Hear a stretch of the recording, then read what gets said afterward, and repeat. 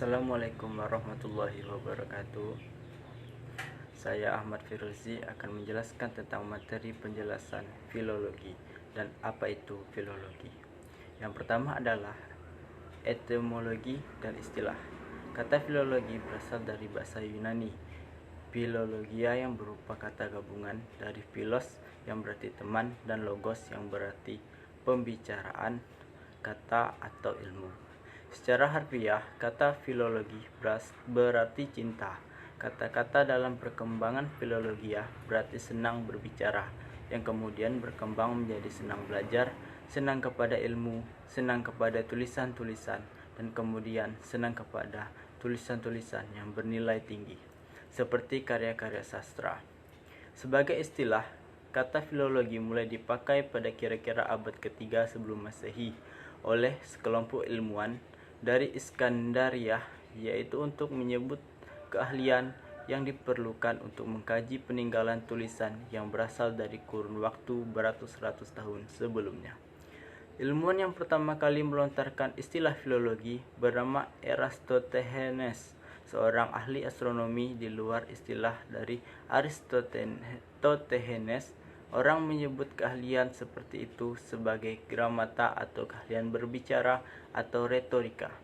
Ahlinya disebut gramatikus atau gramatiki. Yang kedua, macam-macam pengertian filologi dalam sejarah perkembangannya.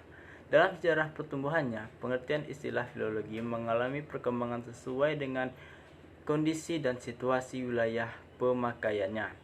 Yang pertama, filologi sebagai ilmu tentang pengetahuan yang pernah ada informasi mengenai masa lampau suatu masyarakat yang meliputi berbagai segi kehidupan dapat diketahui oleh masyarakat masa kini melalui peninggalan-peninggalan baik berupa benda-benda budaya maupun karya-karya tulis.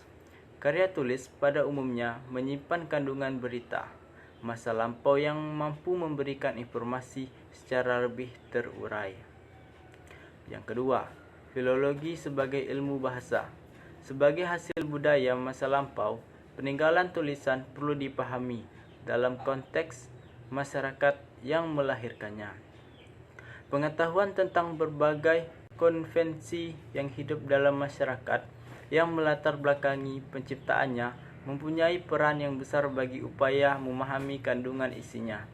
Mengingat bahwa lapis awal dari karya tulis masa lampau berupa bahasa, maka pekerja filologi pertama-tama dituntut untuk memiliki bekal, yaitu bekal pengetahuan tentang bahasa yang dipahami dalam karya tulis lama tersebut. Berikutnya yang ketiga, filologi sebagai ilmu sastra. Dalam perkembangannya, karya-karya tulis masa lampau yang didekati dengan ilmu filologi berupa karya-karya yang mempunyai nilai yang tinggi di dalam masyarakat. Karya-karya itu pada umumnya dipandang sebagai karya-karya sastra bermutu tinggi, misalnya karya Mahabharata dan karya Ramayana. Yang keempat, filologi sebagai studi teks. Filologi dipakai juga untuk menyebut ilmu yang berhubungan dengan teks-teks klasik, studi terhadap karya tulis masa lampau yang dilakukan karena adanya anggapan bahwa di dalam peninggalan tulisan mempunyai kandungan, yaitu kandungan isi. Kandungan isi itu disebut teks tentang masa lampau suatu masyarakat. Filologi disebut sebagai studi teks karena studi yang dilakukan itu dalam rangka mengungkapkan hasil budaya yang tersimpan di dalamnya. Studi ini dilakukan baik untuk aspek kebahasaannya maupun untuk aspek penaskahan dan perteksannya.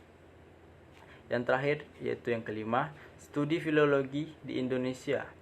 Studi filologi di Indonesia sampai kira-kira permulaan abad ke-20 ini masih mengikuti konsep filologi dalam pengertian studi teks dengan tujuan melacak bentuk mula teks.